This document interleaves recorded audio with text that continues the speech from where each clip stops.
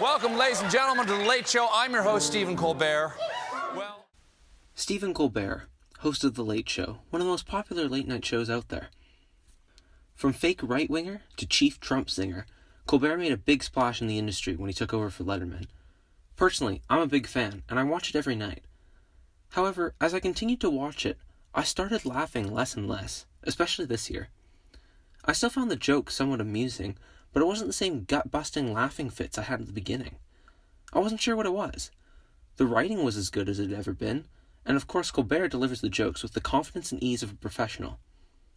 Then it struck me. It was shock value. To explain what I mean by this, let's go back to when Colbert was just starting out, back in 2015. His show wasn't pulling in the large numbers it does today, which is understandable, as he was just starting out. It was doing okay, but not compared to the other late-night shows. But in 2016, there was a change. A large, orange change.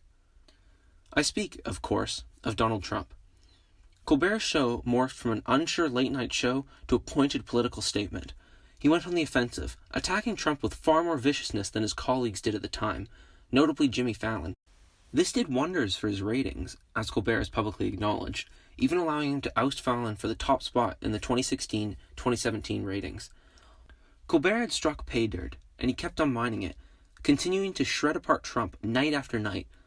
People loved his bold, unapologetic humor. He was almost like a mouthpiece for what people said privately, except that he announced it to the whole nation. This was Colbert's peak, in my opinion. But now, in 2019, what's changed? Well, when it comes to Colbert's humor, nothing has. And that's the problem. In 2016, attacking Trump this harshly was fresh, surprising. But the shock value is worn off. Colbert's jokes, whether they're cheap shots or cleverly worded puns, are the same, just with slight revisions to make them more current. They're no better or worse than they were in 2016. They're just the same. By starting out at such a high level of attack, it left him with nowhere to go, which was resulting in the show feeling stagnant. Since he was just starting out, his show's identity became based around the premise of bashing Trump, and never bothered to expand. That may have worked in 2016, but now every talk show is doing it, not to mention they add something else to the mix. Let's look at some examples. Two other shows I watch are The Daily Show with Trevor Noah and Last Week Tonight with John Oliver. While both these shows take their shots at Trump, they're not devoted exclusively to roasting him.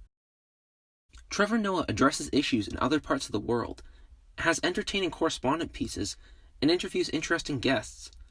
John Oliver devotes most of the time to a different challenge each week, often ones you've never considered, as well as doing over-the-top stunts to gather attention for the problem.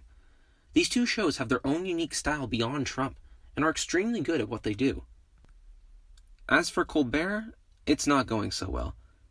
He's recently been doing a segment called Meanwhile, in which he makes jokes about some smaller stories in the news. It's one of the only non-Trump bits in the show, and honestly, it's mediocre at best. The problem is, as soon as Trump leaves the scene, whenever that may be, Meanwhile is all Colbert will be left with. And Meanwhile simply isn't strong enough to carry a show on its own. Even now, his ratings are slipping somewhat, as similar Trump jokes are repeated again and again. I still watch the show, but I no longer look forward to it the way I used to.